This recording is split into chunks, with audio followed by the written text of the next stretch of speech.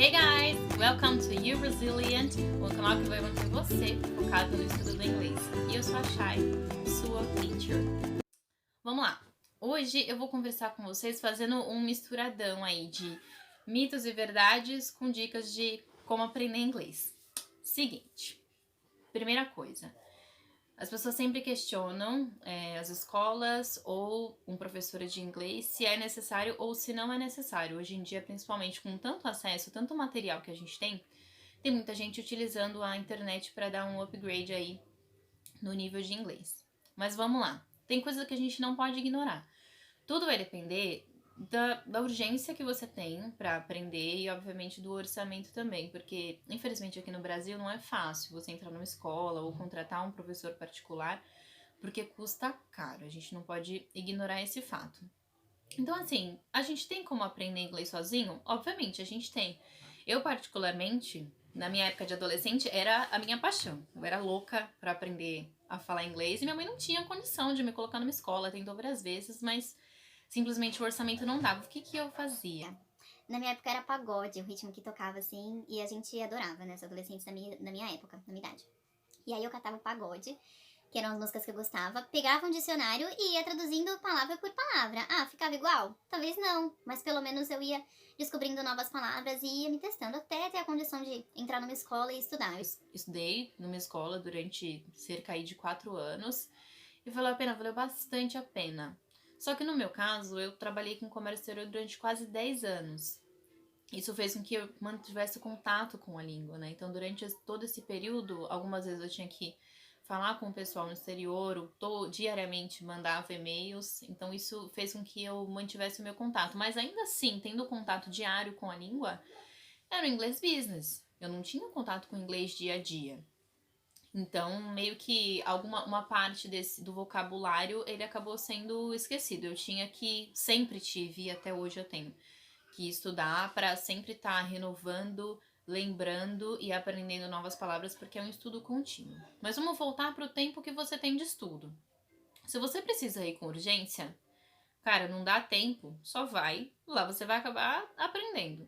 Porque se você é um bebezinho ou se você tá inserido lá no meio do pessoal que fala, tá dentro de um país com nativos, você não precisa necessariamente ter um estudo prévio, porque você vai ser inundado com aquele conteúdo. Naturalmente, você vai acabar sendo forçado a aprender. Mas se você tá aqui, tem um pouco mais de tempo, vale a pena contratar um professor ou entrar numa escola? Vale a pena.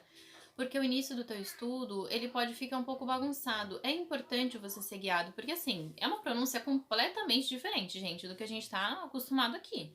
Você precisa, de fato, ser introduzido, começar a organizar o teu aparelho que produz aí os sons, o teu aparelho fonador, e aí você precisa de um guia. Para tudo, assim, o início, a gramática ela é bastante diferente da nossa. Então o professor ele vai acabar te guiando aí, fazendo com que você não fique tão perdido. Ah, preciso de professor para sempre? Não, gente, olha, um semestre, um ano que você fique com o professor e você já consiga ter algumas noções, depois disso fica super fácil de você adquirir vocabulário e expressões sozinhos. Aonde que eu tenho que focar o meu aprendizado? Gente, é bacana aprender vocabulário, aprender palavras diferentes. Só que é bastante importante vocês aprenderem isso aqui, ó, collocations. O que é isso?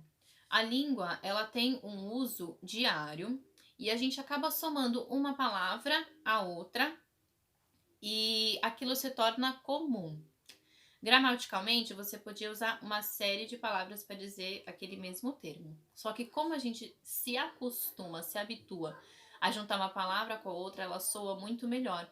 E aí você acaba tendo uma combinação de palavras que se chama collocation. E isso existe em todas as línguas, não importa que língua seja, tá?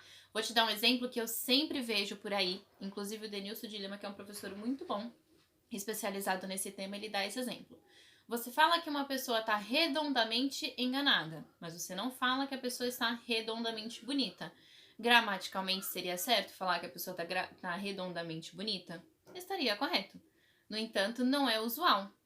E é isso que é importante no estudo da língua, para você dar um upgrade bem rapidinho no seu vocabulário, entendeu?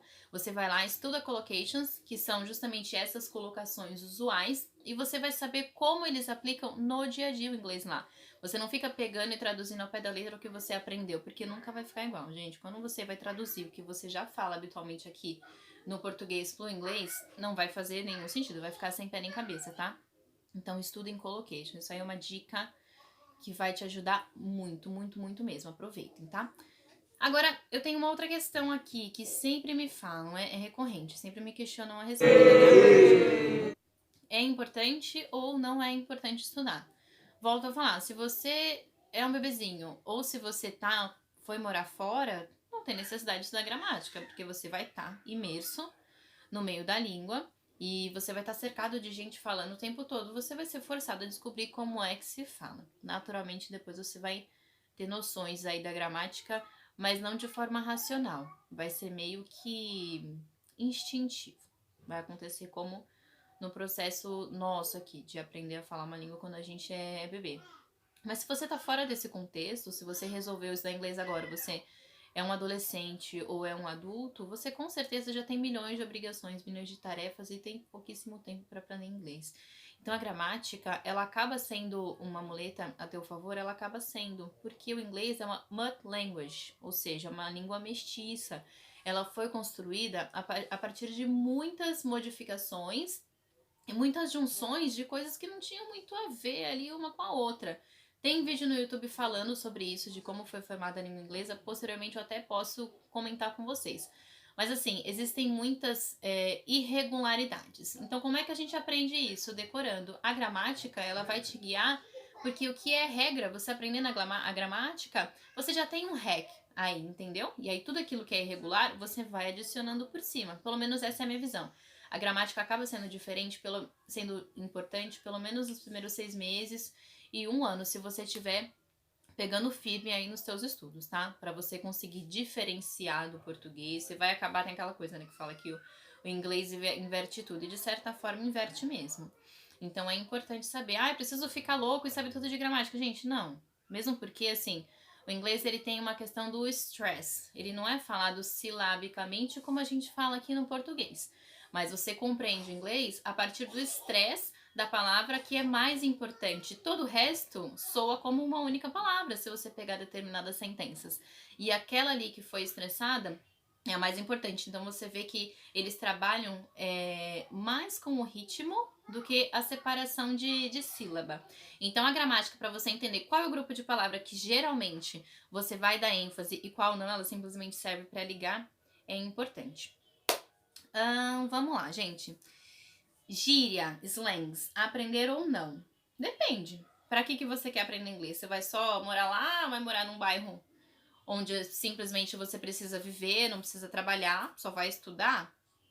Tudo bem, aprenda só gíria, igual aqui no Brasil. Mas e quando você precisar se comunicar com as pessoas que não estão tão habituadas? Você só aprendeu a falar gíria. Óbvio que aprender a falar gíria é super divertido, eu adoro, é importante você saber como é que a galera se comunica lá pra não ficar desatualizado. Só que é bom ter um equilíbrio, é bom aprender um pouco de tudo. Você precisa saber se comunicar formalmente.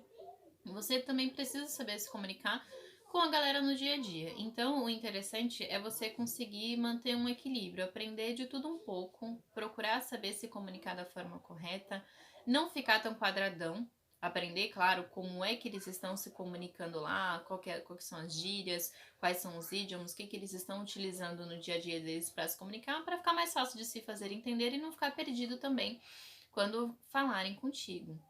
Então tenha um equilíbrio, aprenda de tudo um pouco, que com certeza o teu vocabulário vai ficar muito mais rico, muito mais interessante e dinâmico também, tá? Outra coisa. Agora a gente vai pra isso. Tem muita gente que fala pra mim que estudou anos e anos e não sabe nada. Não só pra mim.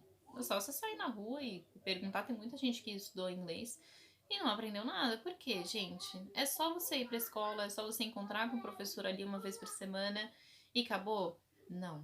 Você tá cercado de gente falando português o tempo todo ao seu redor. Então, naturalmente, tua cabeça ela pensa em português desde o início da sua vida. Você virar essa chavinha e começar a falar inglês de uma hora para outra é algo que não acontece. Então você tem que se esforçar, você tem que colocar o teu cérebro para trabalhar, precisa criar conexões neurais. E para você criar conexões neurais, é bastante parecido com aquela questão do criar o hábito. Precisa de repetição. Não vai acontecer por um milagre.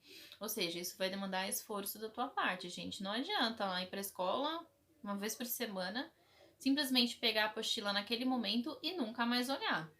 Cerquem-se de inglês em todos os lugares ao teu redor. Baixem aplicativo de conversação.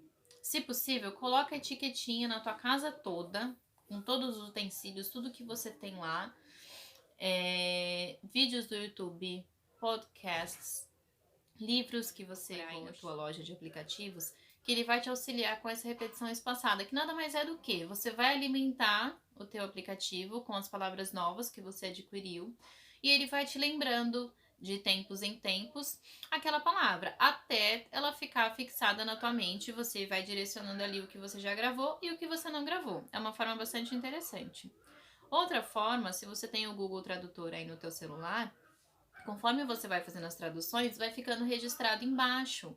Então você vai lá, procura várias palavras, vai sempre alimentando no seu dia a dia e uma vez na semana lê tudo que você aprendeu durante aquela semana.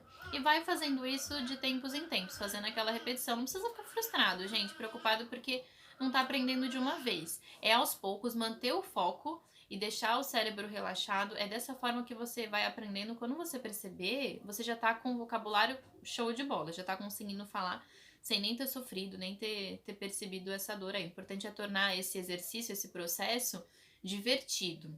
Então, eu vou para um próximo passo, que é apaixone. Então, você precisa se apaixonar pela língua. Você realmente precisa gostar do que você está aprendendo. Só assim, colocando um propósito naquilo, pensando no teu objetivo final, é que você vai conseguir não se cansar e manter focado naquilo, criando uma paixão, gostando de cada coisinha que você vai aprendendo e tornando aquilo, dando um significado para o teu aprendizado. Dessa forma vai ficar mais fácil de você seguir até o final e chegar à fluência. Mais um passo. Shadowing. Gente, esse é um processo de repetição que você faz conjuntamente. Ou seja, o que você vai fazer? Pegar um nativo ou pegar um professor que tem uma dicção legal.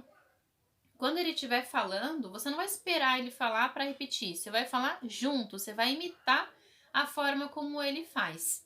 E aquilo vai fazer com que a tua fala, ela fique mais próxima dos nativos possíveis. E aí você vai fazendo isso, o possível, né? Falei errado.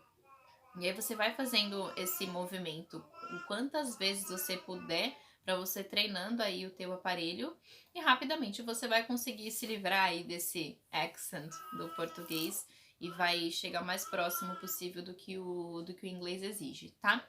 Uma dica que, gente, eu amo e eu cansei de fazer, tá? Pegar textos em português e traduzi-los pro inglês. É diferente de você pegar um texto no inglês e você traduzir para o português. É mais frustrante.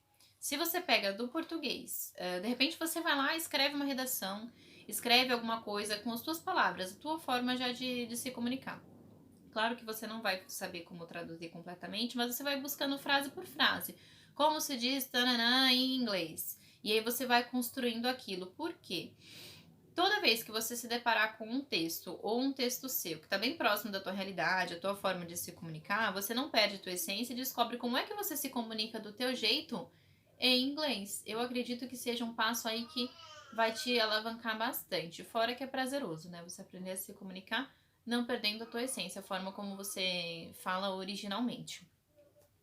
Por hoje, gente, é só. That's it for today. If you like it, Give your like to me, share it to your friends, and also comment below. And also subscribe and press the bell so that you won't lose the notification.